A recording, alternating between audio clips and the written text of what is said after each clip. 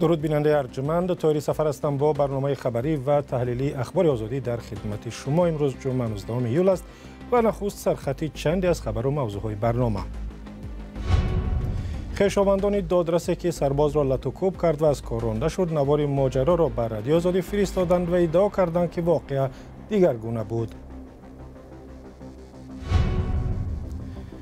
دونالد ترامپ گفت اگر پرزیدنت امریکا شود جنگ را در اوکراین و غزه خاتمه می‌دهد. احوال سیاسی رقیبش جو بایدن چندان خوب نیست.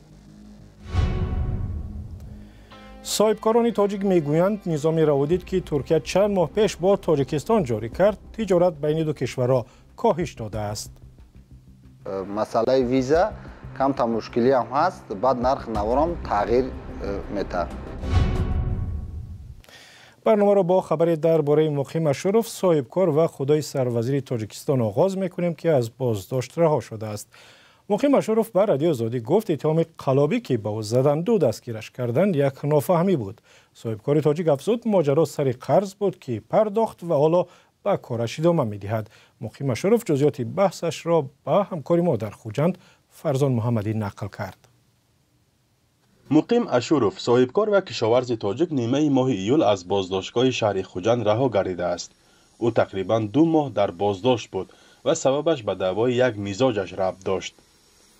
قبلا هم از ریاست وزارت کارهای داخلی ولایت سوغد اطلاع داده بودند که مقیم اشرف پیشتر از یک ساکن شهر خوجند برای فروش مغازه 4 آشانه $320,000 گرفته، بعدا آن مغازه را باز به کسی دیگر فروخته است، اما مبلغ اولی را بازپس نداده است. حالا این داد و گرفت را حسابی کردند و بحث تا به دادگاه نرفته است. همون شخصی که از بالی من عریضه کرد کمتر نافهمی شد، برای آنکه برای من کمتر وقت لازم بود که همون و آدم دعواش برطرف کنم. یعنی 1 ماه 2 ماه نرسید که این کار رو برطرف کنم. من آدم عریضه کرد، خیلی موافق عریضه‌شون جوابگیری کشته شدیم، قرض برقرار کردیم. آینده با من کارامو خدا خواهد انشاءالله نقض شده برفته است، با نقض میشد. مقیم اشرف 65 ساله میگوید بیش از 30 سال باز به تجارت و سیاحی مشغول است. از آن پیش به حیث آموزگار در مکتب‌ها کار میکرد. شرکت سیاحی سپودنیکی تقریباً 20 سال مقیم اشرف در آن به حیث مدیر کار کرده است. اساساً برای بارکشانی از چین مشغول است. همچنین برای سیاحان داخلی و خارجی روادید نیز آماده میکردند. ولی باری هم با میزاجان سری مبلغ بحث‌های دادگاهی نداشتند. در حیات من اولین بار، لیکن من حالا اون شخصانی که از من قرض دارند از بالای اون به یگان مقامات مراجعه نکرده بودم که قای شرایطش شود میدهد نتیجه اگر چی لاش. یک پسری مقیم اشرف با دختر سروزیر تاجیکستان قاهر اسدزاده عائله برپا کرده است، ولی او تاکید می‌سازد که فعالیت کاری او و فرزندانش به خویش و تبار یا خدایش وابستگی ندارد. از سال 92 خطای با رفته آمده میجازهای برده باراشون آورده داده. من 32 سال میشد که با صاحبکاری مشغولم، هم صاحبکاری و هم سایه سیاحی. خطا نکنم ممکن است که یک 400-500 تا میجاز هم باشد در دوام همین از سال 92 تا 2010 سالی من فرزنده و این تجارت دادم و خودم تجارتی یک کشاورزی که مشغول شدم. بازداشت و رهایی مقیم اشرف در حالی است که رسانه‌های تحقیقاتگر 2 ماه پیش مالکیت بعضی از پیوندان قاهر اسدزاده را در سوغد و دوشنبه و دبی آشکار کردند و این گزارش در شبکه‌های اجتماعی باعث به بحث‌های زیاد شد. فرزان محمدی، رادیو آزادی شهر خوجند. یک کاربر رادیو آزادی که خود را فرزند ظاهر مومنزاده دادرس برکنار شده تاجیک معرفی میکند میگوید گزارش‌ها درباره بدرفتاری پدر او درست نیست. زکریا مومنزاده روز 8 ایول با ارسال ویدیو حادثه بر رادیو آزادی نوشت که پدرش سرباز را به سبب لطوکوب نکرده است و در گزارش‌ها درباره این ماجرا نظر همه طرف‌های حادثه به نوبت گرفته نشده است. президент тоҷикистон эмомалӣ раҳмон рӯзи 8 июл бо як фармон зоҳир муъминзодаро аз мақомаш барканор ва аз ҳаққи кор дар низоми додгоҳӣ маҳрум кард. ба қавли манобеъи радио Озодӣ, ҳангоми ворид шудани зоҳир муъминзода ба маркази ноҳияи Шамсиддини Шоҳин воқеъ дар марзи Афғонистон, марзбони ҷавони ҳангоми тафтиш аз зоҳир муъминзода ва ҳамроҳаш хостааст санадҳояшонро барои шиносоӣ пешниҳод кунанд. зоҳиран дар ин миён баҳсе сурат мегирад ва зоҳир муъминзода ба сарбози нерӯҳои марзбонӣ дарафтода ва ӯро мезанад. видеое ки камераҳои назоратӣ нимашаби 8 июл сабт карданд нишон медиҳад ки зоҳир муъминзода якбора аз мошинаш берун омада ва сарбозеро ки пеши тирезаи мошин истодааст се мушт мезанад ва баъдан ҳамроҳи ӯ ва сарбозони дигар монеи идомаи ин кашмакаш мешаванд. دونالد ترامپ نامزد به مقام رئیس جمهوری آمریکا قول داد که در صورت پیروزی در انتخابات جنگ در اوکراین را و غزه را خاتمه می‌دهد. او که در انجمن حزب جمهوری خواست صحبت می‌کرد هشدار داد که جهان در آستانه جنگ جهانی سوم است. از نامزدی او به مقام رئیس جمهور اکثریت جمهوری خواهان و حتی رقیبانش طرفداری کردند، اما وضع جو بایدن رئیس جمهوری فعلی و نامزد حزب دموکرات دیگر است. شادمان یتیم گزارش می‌دهد. اعضای حزب جمهوری‌خواه در انجمنشان در این هفته همه یکدلانه از دونالد ترامپ طرفداری کردند، اما جو بایدن اندکی تنها مانده است. او حالا گرفتار کووید و در خانه‌اش در دلاویر است. این زمان اعضای شناخته حزب می‌خواهند نامزدیش را پس بگیرد. با قول تحلیلگران احوال سیاسی بایدن هم خوب نیست. демократҳо ҳатто намефаҳманд ки байден дар воқеъ мушкилсоз аст ё не. агар ҳаст, чӣ гуна аз интихобот берунаш кунанд? агар аз корзор берун шавад, кӣ ва чӣ гуна ҷойгузини ӯ мешавад? ин масъалаи бунёдӣ аст. айни замон ҷумҳурихоҳон якҷо амал мекунанд. анҷумани хубе доштанд. دونالد ترامپ هم به سبب تلاش سوءقصد ظاهراً از حمایت مردمی بیش از پیش برخوردار است. بایدن در پس صحنه به نگرانی ها گوش میکند. در مظهر او میگوید که نمی رود. کارهای زیادی هست که باید انجام دهیم و من نمی توانم آنها را کنار گذاشته روم. بنابر نظرسنجی 65% دموکرات ها گفتند که بایدن باید برود. این یک حماقت و نادانی است که شما بر اساس نظرسنجی هایی که دائما تغییر می‌یابند بگویید کی میبرد و کی میبازد و یا یک نامزد را مجبور کنید کنار رود چون به اندیشه شما او شکست میخورد. پیشبینی های تاریخ شناس آلان لیختمن از انتخابات های امریکا از سال 1984 با استثنای یک بار همیشه درست برآمدند. او میگوید دموکرات ها نباید از بایدن دست کشند. لیختمن این نظرسنجی ها را به اینابت نمیگیرد که نشان داده اند 70% مردم امریکا باور ندارند که بایدن قدرت ذهنی کافی برای پرزیدنت شدن دارد. این آمار برای ترامپ 51% است. حالا کسی نمیداند چی می شود. اگر بایدن کنار رود باید نامزدی را به جایش اعلام کنند. منطقاً کامالا هریس به جای او می آید، ولی پیروز می شود یا نه سؤال دیگر است.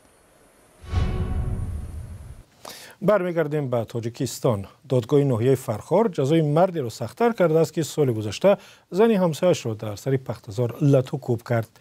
بیگ احمد نظروف ساکن دهه افردی که اول برای بدرفتاری با زن همسایه جریمه سپرد، حالا جزای دیگر و سخت‌تری گرفته است ولی حکم را ناعادلانه می‌شمارد و از آن بعد دادگاه بالایی شکایت برده است. جزئیات جنجال همسایه و دعوایشان در دادگاه در گزارش محمود جان رحمتزاده.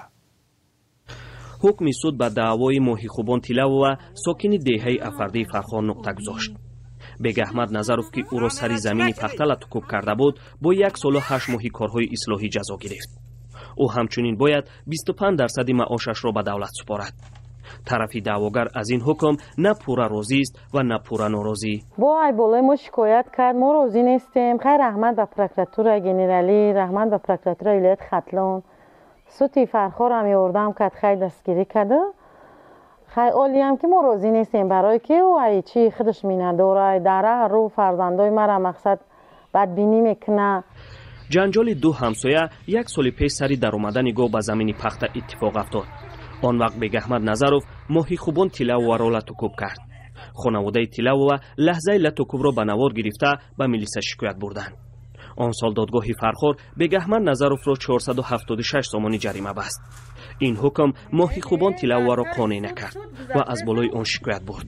رادیوی آزادی آن سال از این قضیه گزارش داد. خانواده تیلاوه اعتراف کرد که گزارش آزادی به این قضیه تاثیر رسانید. رئیس ناحیه زنان اومدن، این منطقه ناحیه فرخار آدم اومد فریاد کردن، ای عدل اومدن، خیلی همه اومدن، این مقامات اومدن، پس یعنی رادیوی آزاد اومدن خیلی آدم اومد که ما درک نداریم چی نداریم. گفته ما نه در رادیوی آزاد دیدیم چی کردیم. گفته اومدن خیلی آدم اومدن. اما حکم نو صادر شده ناراضگی بگهمن نظروف طرف دیگری بحث را به بار آورد. او از بالای حکم سودی فرخار به زینه بالای دادگاه شکایت برده است. بگهمن نظروف میگوید که او در وقتش جزایش را گرفته بود و حکم نو ناعادلانه است. نظروف و حمایتگری او به زنگ‌های ما پاسخ ندادند. اما ماهی خوبان تیلاوه میگوید شکایت بگهمن نظروف اساس ندارد، زیرا حکم اوله ناعادلانه بود و دومی با تحقیق پوره دلیل ها. خانواده تیلاوه میگوید که تا آخر در این بحث ایستادگی خواهند کرد تا حکم به تغییر ماننده شود. محمود جان احمدزاده، آزادی، دهه افردی، ناحیه فرخار. تاجران تاجیک میگویند در زمان اعلان شدن نظام ویزا و یا روادید بین ترکیه و تاجیکستان تجارت آنها سست شده و شاید بدتر هم شده است. بشود ترکیه که سالهای دراز به شهروندان تاجیکستان اجازه میداد برای تجارت و سیاحت به روادید به آن کشور بیایند، ماه اپریل غیر انتظار نظام روادید جاری کرد. علیشیر ظریفی و امیر سیف همکاران ما در دوشنبه پیامدهای این کار را تحقیق کردند. این جوان منتظر دریافت روادید یا ویزای سفر ترکیه است. میگوید گرفتن آن آسان نیست و برای تهیه سندها و پیشنهاد آنها در 2 ماه گذشته 6 بار از نارک به دوشنبه آمده است. قریب 2 ماه میشه حجت داودا کیسا مکا رفتیم سپرافکای جای کار گرفتیم، نیسودی میس گرفتیم مکا صورت 5x5 گرفتیم، انکت پر کردیم. ما رو گفتن که همین قدر انکت داد جو زاینت کردیم اکا روز 28 دقیقه 28 مدخیبه روز 26 گفتم بیایم بسپارین اکا. عبدالرسول باری اول به خارج از کشور سفر میکند و در تهیه سندهای رسمی دوست و آشنا به او کمک کردند.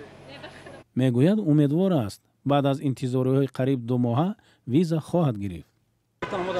ساعت 11 نیمه 12 بود اینورک اومده.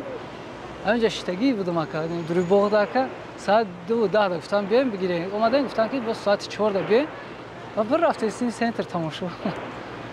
بعد از نصف روزی 16 ایول نزد سفارت ترکیه در دوشنبه نوبت پایی بود. کارمندان سفارت نگذاشتند خبرنگاران آزادی چنین صحنه را به نوار گیرند. سفارت ترکیه در تاجیکستان نرخ ویزا را از 60 تا $190 اعلان کرده است. تاجران میگویند غیر از ارزش روادید در تهیه و دسترس نمودن سندها دیگر خرج‌ها نیز پیش می‌آیند. بنابراین مالی را که از ترکیه می‌آورند اکنون گرانتر نرخ‌گذاری می‌کنند. این صاحبکار میگوید با توجه به خرج و سرگردانی‌های دریافت روادید تصمیم گرفته است دیگر به ترکیه نرود و من بعد بیشتر از چین و ازبکستان مال بیارد. در مسئله ویزا کم تا مشکلی هم هست، بعد نرخ نوارم تغییر میده. حاضی ای وقتی که ویزا شدگی ما مثلا مقصد هم ازبکستان هم خطای قطعی مقصد کار کردنیم. به ویزا خوب بود، بهترین بود که میخواستی رفتن میگرفتی. در فرودگاه دوشنبه برخی از تاجران گفتند بیکار کردن ویزای ترکیه به نفع هم تاجران تاجیک و هم همکاران ترکشان خواهد بود. ترکیه که برای شهروندان تاجیکستان از 20 اپریل ویزا جاری کرد، دلیل آن را شرح نداده بود. ایده تخمین میزنند که حادثه کراکوس در روسیه و بازداشت شهروندان تاجیکستان و نقش احتمالی آنها در حمله به یک کلیسای ترکیه در گذشته سبب چنین تصمیم شده باشد. ترکیه در میان کشورهایی که روی کار و خدمت رسانی و تجارت در تاجیکستان سرمایه گذاری کردند مقام 14 را دارد. گردش سالانه مال میان دو کشور به $363 میلیون رسیده بود، ولی نظام روادید به کاهش آن سبب میگردد. اخبار آزادی اینجا به پایان رسید. سپاسگزاریم که ما را همراهی کردید. تا دیدار در برنامه‌های دیگر.